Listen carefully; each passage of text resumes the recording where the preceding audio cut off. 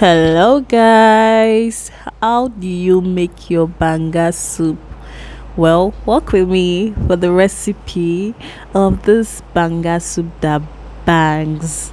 So, these are the ingredients we would be using for this banga soup. You'll be needing your pala fish, your dishe premico, your beef, your pepper, your onion, of course, your banga stick, the spices, beletete. You need your crayfish and you need fresh fish, dry fish, any type of fish you want to use at all. Okay, so this fish has history, yeah, but I'll talk about it as time goes by. So I was trying to marinate the fish with what I have. I used just my favorite seasoning, salt and pepper, okay, dry pepper to marinate it. Washed my beef and put it in a pot without water. Let it cook or steam on low heat. I added my salt, my pepper, my seasoning, and onion to steam this beef. So now, after checking it, you have to add water so your beef can cook properly. So this is our palm juice. This is your palm juice, okay? This is the banga water. This is the banga itself. So this is the juice.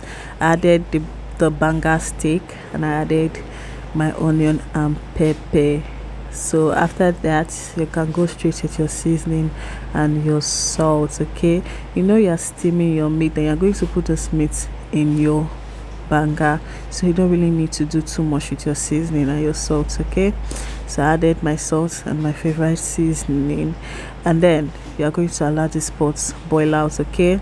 Then go back and check on your meat and it was doing good. Now our banga was boiling properly. It was boiling so well, so you can go straight by adding your ingredients. You don't really need to waste too much time. Yeah, you can go straight by adding your ingredients. Just goes with the native spice you have. I added my native spice and my lasso. Just wanted to give this a try. This lasso seasoning, I just wanted to give it a try, so I added my lasso and I allowed this to boil. Look at where this pot is boiling. Hey, I have good gas, oh. That's by the way. So I added my beef. My beef is already seasoned with pepper and all that. So when you add your beef, you are going to taste and add seasoning and salt if need be, okay? So add your beef. At this point, if you have other type of protein, you can use goat's meat. You can use, just say there's no room, or there's no saying that you must use this particular protein for this particular food, okay? Just do what you like and what fits you, what is okay for you, okay? So I tasted it and it was okay. So I covered my pot, came back to check, and my pot was doing very fine. This food was incorporating properly. So I went ahead to add my pala fish.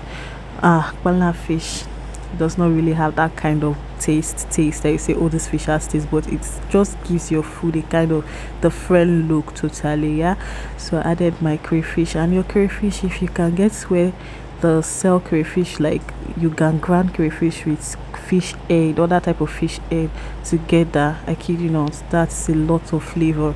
So if you can get that, that will make your food from 1 to 100 in a split of seconds, okay? So I added my beletete leaf. At this point, you can add as much as you want. Don't mind this beletete, this one that fell inside. I'm busybody, they worry am. So I added my beletete leaf, and I was just trying to look if I need much or I need little, right?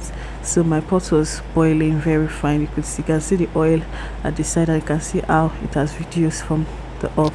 So I covered it to let it cook, and then I came back and it was still cooking fine. Our beef and meat bala is inside.